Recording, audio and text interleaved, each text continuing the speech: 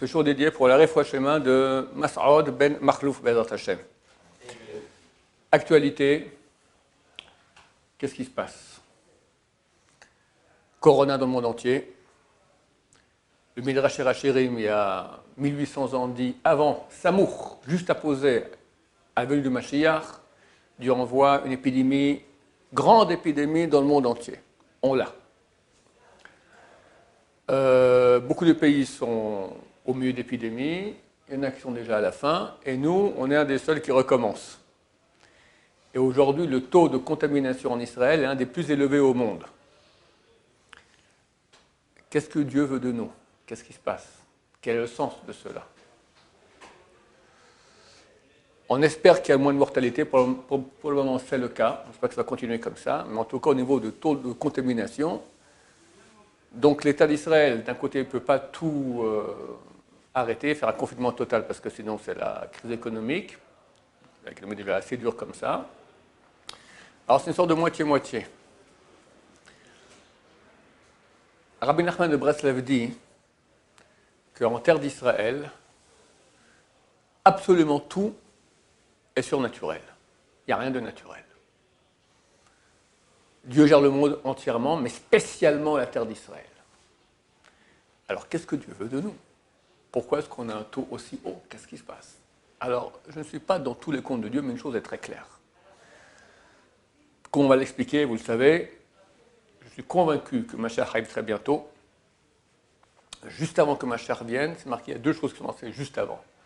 Juste avant Corona, et juste avant une deuxième chose que je vais vous dire dans quelques minutes. On a déjà le Corona. Attends, quand Mashiach vient, il faut qu'il y ait une sainteté extraordinaire. C'est marqué, Vashem Shochen Betzion, Dieu demeure à Sion, sa Shrina. Sa présence divine veut demeurer à Sion, en terre d'Israël. On ne peut pas, il y a des péchés. Qu'est-ce qu'il fait Hachem? Il dit, écoutez, ça y est, le temps est arrivé, c'est fini. On amène, le Zohar dit que cet l'État d'Israël est 72 ans, après, la Géoula doit venir. Ben, ça y est, 72 ans sont passés, la Géoula doit arriver, il y a un timing. Mais il y a le Gay Pride, il y a les discothèques, il y a les soirées d'ébauche, il y a les mariages mixtes, d'accord, mixtes, enfin entre hommes et femmes, mais avec danse mixte mélangée hommes et femmes, évidemment pas en tenue décente. Il y a les bonnes femmes qui vont habiller pas bien dans la rue, tout le monde les regarde. Il y a tous les adultères, les trucs, les liaisons interdites, énormément. C'est de la Toum'a, c'est extrêmement impur. Comment Dieu peut amener sa présence divine en Israël? Eh bien, pas de problème. Corona, deuxième vague. On fait le travail. Au travail, on peut aller. Yeshivot, il faut qu'on soit en endroit espacé, 2 mètres avec des masques. Discothèque, interdit. Gay Pride, interdit. Mariage, il descend ça à 50 personnes. Donc il y aura des mariages, mais c'est moins grave que ce qu'il y avait. Liaison interdite, il a une petite copine sans que sa femme ne sache, tout ça. Aujourd'hui, cette semaine, l'État d'Israël a voté traçage par le Shin Bet. Shin Bet, c'est le service d'enseignement contre les terroristes. Ils mettent ça maintenant pour le Corona. On regarde qui t'a fréquenté, qui, quoi, comment, tac. Tu reçois une lettre à la maison, tu as fréquenté quelqu'un qui a Corona à la maison. Tu as fait mais c'est qui t'as fréquenté là? C'est qui là? C'est d'Adam. Les gens, ils n'osent plus. Terminé. Même des gens comme nous qui, au Hacham, on n'est pas dans ce monde-là. Mais dans la rue, des fois, tu peux avoir un petit regard qui glisse vers une bonne femme. Elle est masquée. Plus rien à voir. Quand les gens regardent, ils ne regardent pas le visage, ils regardent le corps. Ils ne regardent pas le corps, ils regardent le visage. Le corps, tu peux voir quand une bonne femme rentre. Moi, je ne regarde pas la bonne femme, je regarde les gens. Comment ils font? Tic, tic. D'accord? Tic, tic. Mais regarde la tête. Donc, il n'y a plus rien à voir à la tête. C'est tout masqué. Ah, tu regardes même pas en bas. Il n'y a plus rien à voir. Il y a moins. En tout cas, il y a encore des gens qui regardent. Il y a beaucoup moins. Dieu veut amener la sainteté à Sion. Il est en train de l'amener, Bezrat Hashem. Déjà, ça, c'est déjà une chose qui est claire, à mon avis. C'est parti de tout le...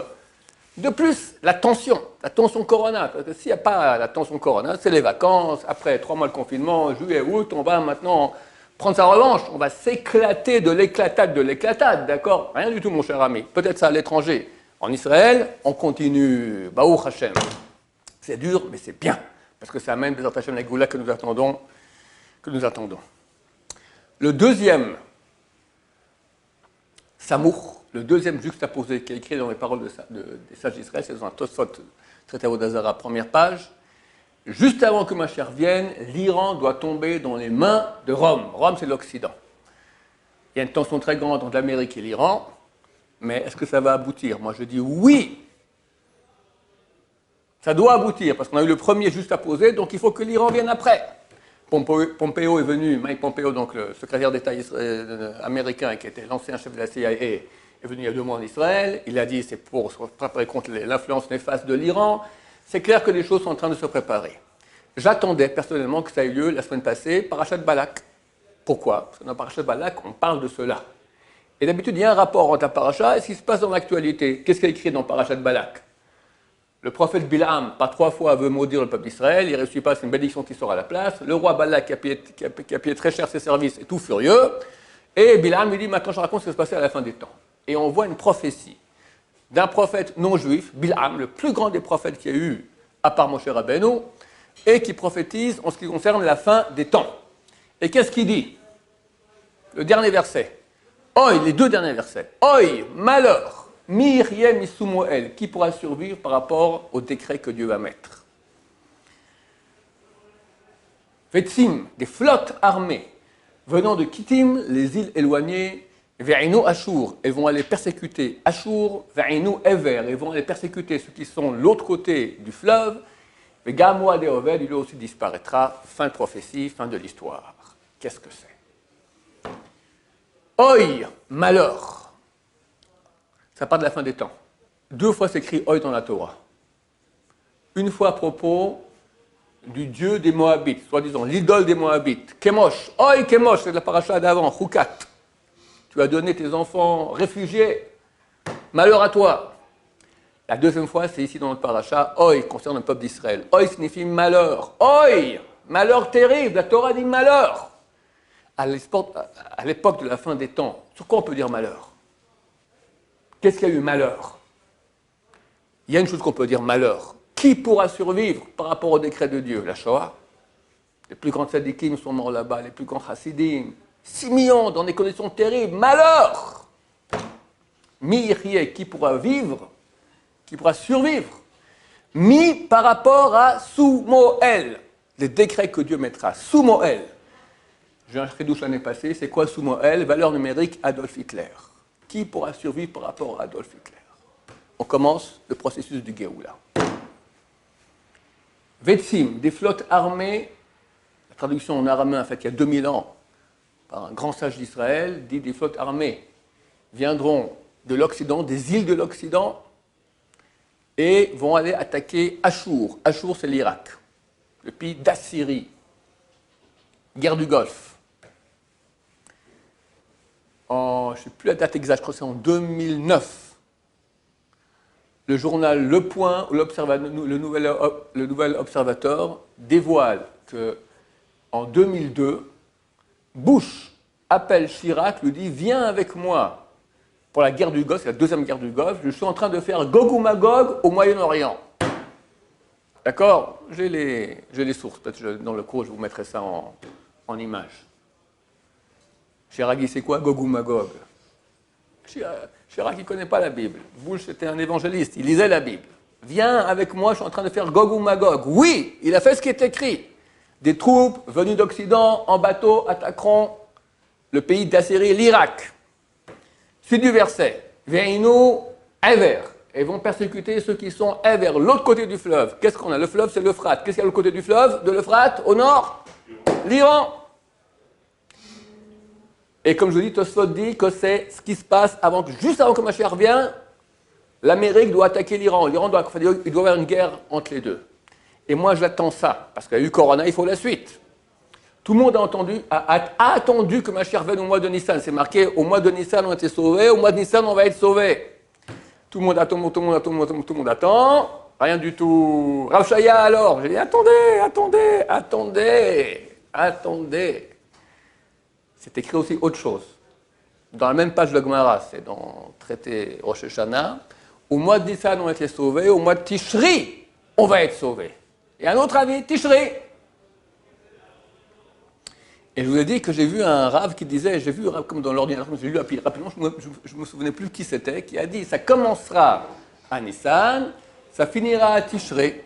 J'ai recherché maintenant, j'ai trouvé qui c'est Chacham Ovadia Yosef, dans la Bia Omer, tome 4,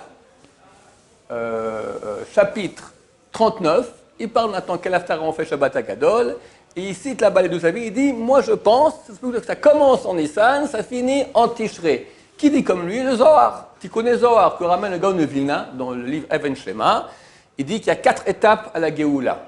La première, c'est au mois de Nissan, on sort de Galout. Moi je dis, on a eu ça ce Nissan. Quelle sortie de Galout? Dans quel Galout on est? Et à la Galout, l'exil parmi les peuples. Tu es asservi par les peuples. C'est fini. C'est fini. Il y a encore la Russie rouge. Ok, un jour le mur de Berlin est tombé, terminé, plus de Russie rouge. Alors on est où encore en exil? En Iran, bah, il y a 2-3 juifs là-bas, c'est terminé. Il y a marre, nous. Fini. Alors c'est quoi l'exil? C'est écrit dans les livres. Après l'exil parmi les nations, on aura l'exil parmi le Erev Rav. Les ennemis d'Israël dans le peuple juif, les ennemis de la Torah dans le peuple juif. Il y avait 2 grands ennemis de l'extrême gauche israélienne ils ont préféré s'allier aux Arabes plutôt qu'avec les Juifs orthodoxes. En aucun cas, on fera qu'il n'y a pas de Torah dans ce pays. Lieberman et Lapid, et pendant près d'1 an et demi, tiennent comme ça le pays, rien du tout, on est sans coalition, sans gouvernement, sans argent, rien. Non, vous ne passerez pas. Miracle. Miracle. Ils ont été foutus dehors.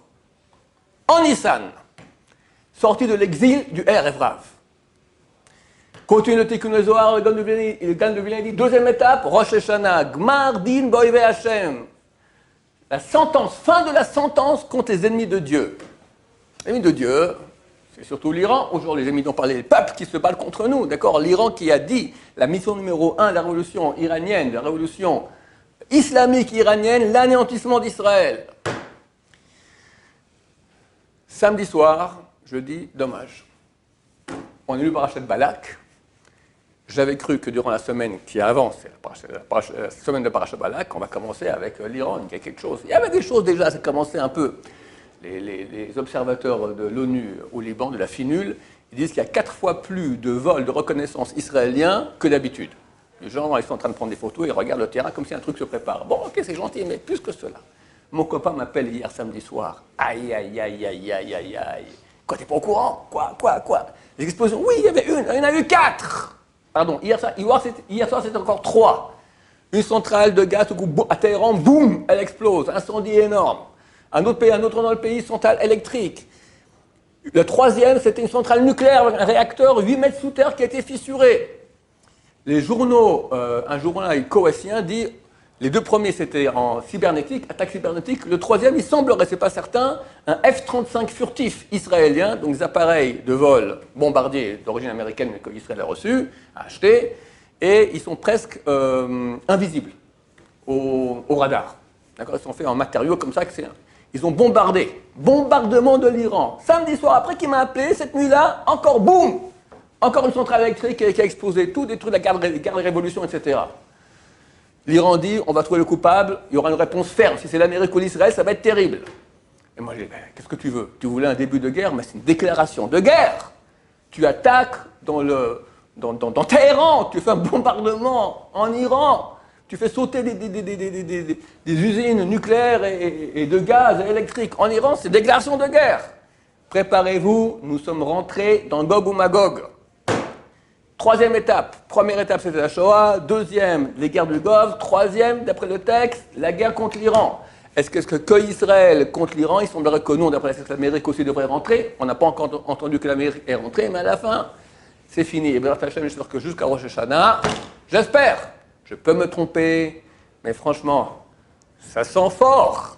Ça sent fort. Et je l'attendais. Pourquoi c'est pas arrivé? Ah, Baruch Hashem. Moi, je ne suis pas dans les nouvelles chaque seconde. On m'appelle, on me dit, voilà, samedi soir, on m'a appelé. Très bien. Baruch Hashem, je peux faire le cours aujourd'hui, dimanche, sur le sujet. Qu'est-ce qu'on doit faire? Tout est en train de s'écrouler. J'ai fait un cours dernièrement sur le sujet, mais je répète. Tout est en train de s'écrouler. Hashem veut qu'on revienne vers lui, qu'on lève les yeux vers lui. Tu continues ta vie pépère, comme si tout continue normalement. Mais aie le cœur avec Hashem, comprends que c'est fini. Les choses sur lesquelles tu comptais, l'argent, il y a une crise économique, les banques, c'est des menteurs, le système médical, c'est des menteurs aussi. Tout est en train de s'écrouler. La débauche est en train de s'écrouler, Baruch Hashem. Donc, faisons tchouva, appelons Hashem, demandons que la Géoula vienne sans effusion de sang. Guerre, oui, mais qu'une guerre, je sais pas moi, économique, des avions, machin, mais pas du sang. On veut pas des morts, comprenez. Que la menace, elle est terrible. Parce que si l'Iran dit c'est la guerre, qu'est-ce qu'ils font? Alors eux envoient déjà d'Iran des missiles contre nous, mais ça c'est la menace la plus petite. La plus grande, c'est le Liban. Là-bas, Hezbollah, plateforme iranienne chiite au Liban, qui ont au moins 150 000 missiles, si pas plus, dont certains guidés par satellite, super précis. C'est terrible. À la fin, il y aura une sélection. Aussi dans Am Israël, peut-être que ça passera par cela, je l'ignore, je ne suis pas prophète. Mais il semblerait qu'on est très proche d'événements extrêmement décisifs. C'est un appel à la tchouva, un appel à un retour vers Hachem, une réorientation. Tu allais comme ça, tu te tournes, tu vas comme ça. Ça ne va pas être sadique du jour au lendemain, c'est impossible, mais réoriente. Comprends, voilà. On te montre, Dieu te montre. Toutes les choses sur lesquelles tu comptais sont en train de s'écrouler. Qui peut dire tout va bien dans le meilleur du monde? C'est fini, que les sots, d'accord? Tu te tournes, tu te rapproches d'Hachem, mais dans Hachem ainsi, on aura très bientôt Mashiach parmi nous, mais avec grande miséricorde, sans exécution de sang. Amen et Amen.